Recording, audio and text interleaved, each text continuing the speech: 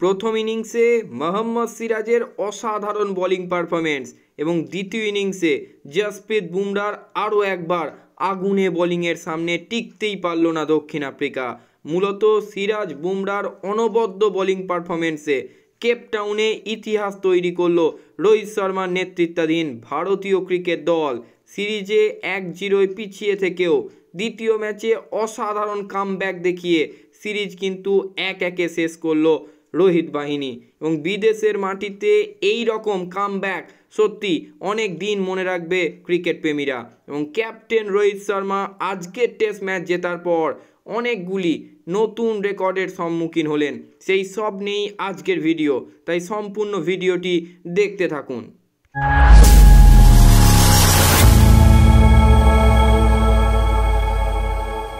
Hello and welcome গরিবের cricket জ্ঞান YouTube পেজে আরও একবার সকলকে স্বাগত জানাই। কেপটাউনে রূপকথা লিখল ভারতীয় ক্রিকেট দল। প্রথম এশিয়ান দল হিসাবে কেপটাউনের মাঠে দক্ষিণ আফ্রিকাকে টেস্ট ম্যাচে হারালো ভারত।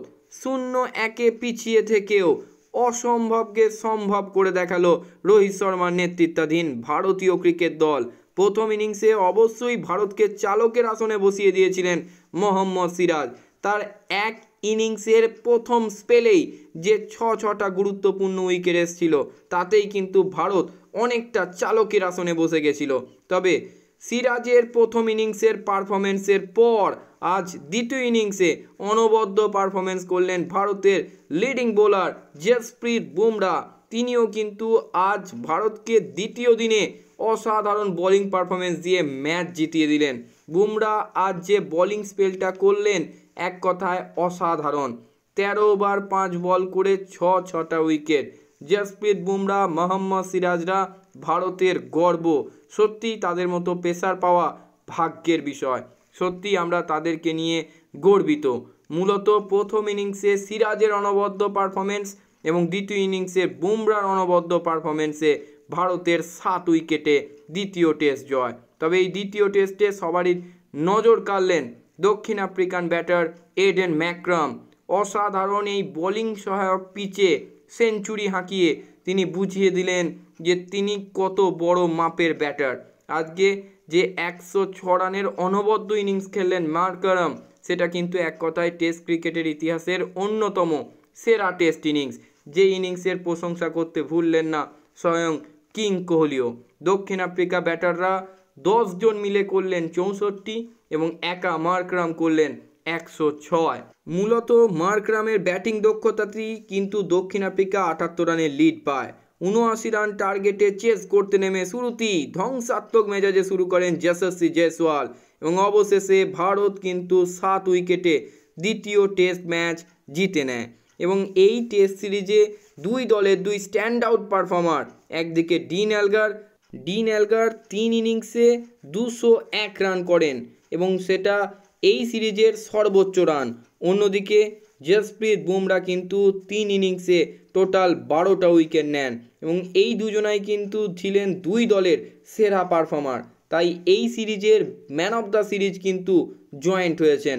ডিন এলগার এবং জসপ্রীত বুমরা দুজনেকেই কিন্তু joint player of the series ঘোষণা করা হয়েছে। তবে এই দ্বিতীয় টেস্ট ম্যাচের ম্যান অফ দ্য ম্যাচ হয়েছেন কিন্তু মোহাম্মদ সিরাজ। তার প্রথম ইনিংসে অসাধারণ 6 উইকেটের জন্য তাকে এই পুরস্কার দেওয়া হয়েছে। তবে এই টেস্ট ম্যাচই কিন্তু ডিন এলগারের জীবনের শেষ ম্যাচ ছিল এবং ডিন এলগার কিন্তু দক্ষিণ আফ্রিকার অন্যতম এক লেজেন্ডারি টেস্ট ব্যাটার। তাই অবশ্যই এটা তার জীবনের জন্য একটা গুরুত্বপূর্ণ ম্যাচ ছিল এবং সেই ম্যাচে তিনি কিন্তু ক্যাপ্টেন্সি করেই শেষ করলেন এবং ভারত কিন্তু তাকে যোগ্য সম্মান দিয়েছে। ভারত কিন্তু তাদের টেস্ট স্কোয়াডের 15 জন প্লেয়ারের সাইন করা জার্সি কিন্তু তার হাতে স্মারক হিসাবে তুলে দিয়েছে। অবসর জীবন খুব ভালো কাটুক ডিন এলগারের, আমরা সেটাই চাইব। তবে ডিন এলগারের এই অবসর টেস্ট ম্যাচ নিয়েও কিন্তু সকলের একটা প্রশ্ন থেকেই যাচ্ছে, কি করে একটা 5 দিনের টেস্ট ম্যাচ মাত্র 2 দিনে শেষ হয়? মাত্র 107 ওভারই একটা গোটা টেস্ট ম্যাচ শেষ হয়ে যায়। পিচ নিয়ে কিন্তু প্রশ্ন তোলা উচিত। ভারত বাংলাদেশ হলে এতক্ষণ কিন্তু 4 জায়গায় লেখালেখি শুরু হয়ে যেত। তবে ভারতের এই কামব্যাক কিন্তু স্বর্ণাক্ষরে লেখা থাকবে ভারত 36-এ অল আউট হয়ে গাব্বায় রূপকথা লিখেছিল। সেই ভারতই সেঞ্চুরিয়ানে ইনিংসে হারের পর আজ কেপটাউনে রূপকথা লিখল। এটাই টিম ইন্ডিয়া, এভাবেই তারা ফিরে আসতে জানে, ফিরে এসে দেখিয়ে দেয়। এবং আজকের দ্বিতীয় টেস্টে কেপটাউন টেস্টে জয়ের পর ক্যাপ্টেন রোহিত শর্মাও কিন্তু ইতিহাস রচনা করলেন। প্রথম ভারতীয় ক্যাপ্টেন হিসাবে তিনি কেপটাউন টেস্ট ম্যাচে জয় পেলেন এবং দ্বিতীয় ভারতীয় ক্যাপ্টেন হিসাবে তিনি সাউথ আফ্রিকাতে টেস্ট সিরিজ জয় করে ফিরলেন। সত্যি অনবদ্য ক্যাপ্টেন্সির জন্য রোহিত শর্মারও কিন্তু একটা বড় প্রশংসা প্রাপ্য। এভাবেই ভারতীয় ক্রিকেট টিম এগিয়ে যাক, এভাবেই বিদেশের মাটিতে ভারতীয় ক্রিকেট টিম একের পর এক রেকর্ড ভাঙতে থাকুক। আমাদের সেদিকেই নজর থাকবে। ক্রিকেট সংক্রান্ত নানান আপডেটের জন্য এবং আসন্ন আইপিএলের নানান আপডেটের জন্য আমার গরিবের ক্রিকেট জ্ঞান ইউটিউব চ্যানেলটিকে সাবস্ক্রাইব করে আমার পাশে থাকুন।